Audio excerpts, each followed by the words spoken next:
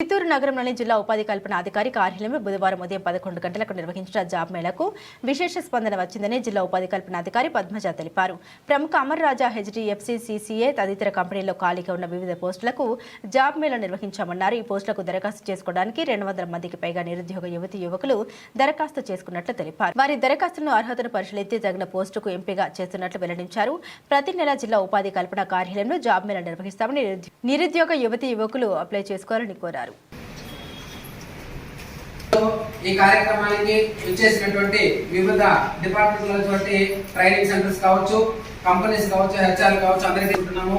ఇంత పెద్ద ఎత్తున ఈ నిరుద్యోగ యువతకు ఉద్యోగ అవకాశాలు కల్పించాలనే ఉద్దేశంతో ఈ చిత్తూరు పట్టణంలో మన ఎంప్లాయ్మెంట్ ఆఫీసర్లో ఈ రోజు ఏదేమైనా రాష్ట్ర చరిత్రలో ఎక్కడా కూడా కానీ నిరుద్యోగ యువత ఉండకూడదు. వాళ్ళకి ఏదో విధంగా శిక్షణ, ఉద్యోగ అవకాశాలు కావచ్చు, కంపెనీస్ నుంచి వచ్చిన వాళ్ళు కావచ్చు, మీకు కల్పించే దిశగా మనకు అడుగులు వేసే తరుణంలో మనమందరూ కూడా సద్వినియోగం చేసుకోవాల్సిన అవసరం ఉందా లేదా? సో ప్రతి ఒక్కరికి ఒక ఉద్యోగం ఇవ్వడానికి హెచ్ఆర్స్ ఇక్కడ వచ్చినప్పుడు, మీకు ఉద్యోగం ఇస్తామని ఇక్కడ వచ్చినప్పుడు, మీకు జాబ్ సీకర్స్ అంతా అన్ఎంప్లాయిడ్ అంతా ఇక్కడ వచ్చినప్పుడు ఇచ్చే ఉద్యోగం చేయాలి కదా. ఖాళీ హత్య ఎవరు పోకూడదు కదా, ఖాళీ చేతులతో ఎవరు వెళ్ళకూడదు కదా. వాళ్ళు ఇచ్చినప్పుడు మీరు ఎందుకు చేరరు? ఇక్కడ అటెండెన్స్ ఏమో 100 మెంబర్స్ ఉంటుంది. సార్ వచ్చి మీకు అంతా ఎక్స్ప్లెయిన్ చేసిన తర్వాత చేరే వాళ్ళ సంఖ్య తక్కువ ఉంటుంది. ఎందుకు? మీరు ఎక్స్పెక్ట్ చేసిన జాబ్ మీకు దొరకడం లేదు కదా. మీరు ఏమంటారు? ఉద్యోగం అంటే మీ దృష్టిలో ఏంటంటే ఒక టేబుల్ ఉండాలి, చైర్ ఉండాలి, పైన ఫ్యాన్ ఉండాలి, వర్కింగ్ అవర్స్ ఉండాలి, 10 అదే ఉద్యోగం అని మీరు అనుకుంటా ఉన్నారు. అంతే కదా. ఉద్యోగం అంటే అదే అని అనుకుంటున్నారు కాదు కదా.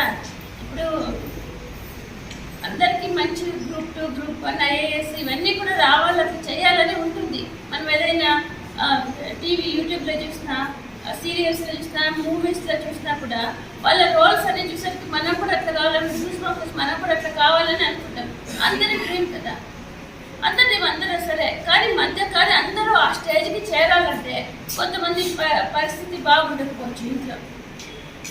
ఇప్పుడు మామూలుగా లోయర్ మిడిల్ క్లాస్ వాళ్ళందరికీ కూడా ఐఏఎస్ కావాలని ఉంటుంది. కానీ వాళ్ళు అది అఫోర్డ్ చేయలేని పరిస్థితిలో ఉంటారు చాలామంది. మిడిల్ క్లాస్ వాళ్ళు, లోయర్ మిడిల్ క్లాస్ వాళ్ళు. ఇప్పుడు చూడండి, ఎవరు చేస్తే బీటెక్, మామూలు డిగ్రీ వాళ్ళు కూడా ఇక్కడ ఎంతమంది బీటెక్ వాళ్ళు ఉన్నారు. ఒక సమస్య ఎంత ఉంది అంటే విఆర్ఏ అంటే విలేజ్ రెవెన్యూ అసిస్టెంట్. ముందు కాలంలో వాళ్ళని తలారి అనేవాళ్ళు.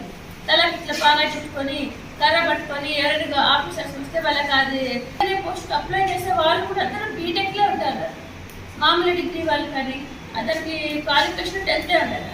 అంటే ఎంత సమస్య ఎంత తీవ్రంగా ఉందో అని చెప్తాను మీకు. గుడ్ మార్నింగ్, నేను డిస్ట్రిక్ట్ ఎంప్లాయ్మెంట్ ఆఫీసర్ పద్మజాని. ఈరోజు ఎంప్లాయ్మెంట్ ఆఫీస్ నందు జాబ్ మేళా జరుగుతుంది. హెచ్డిఎఫ్సి బ్యాంకు, తర్వాత సిసిఏ ఎడ్యుకేషనల్ ఇన్స్టిట్యూషన్ అమర్ రాజా వాళ్ళకి జరుగుతుంది. దీంట్లో డిగ్రీ నుంచి, తర్వాత 10th క్లాస్ నుంచి డిగ్రీ వరకు చదువుకున్న వాళ్ళకి ఉద్యోగ అవకాశాలు ఉన్నాయి. వాళ్ళ పర్ఫార్మెన్స్ని బట్టి, వాళ్ళ క్వాలిఫికేషన్ బట్టి సెలెక్ట్ చేసుకోవడం జరుగుతుంది. ఇంటర్వ్యూలు జరుగుతూ ఉన్నాయి. ఎంప్లాయ్మెంట్ ఆఫీస్ నందు ప్రతి బుధవారం కూడా ఏదో ఒక కంపెనీ మమ్మల్ని అప్రోచ్ అవుతూ ఉంటుంది. ఉద్యోగం కావాలని జాబ్ సీకర్స్ అందరూ కూడా ఇక్కడ అటెండ్ అయ్యి ఏదో ఒక జాబ్ మేళలో పార్టిసిపేట్ చేసి వాళ్ళకు పర్ఫార్మెన్స్ తగినట్టు ఉద్యోగం ఇక్కడ పొందవచ్చు.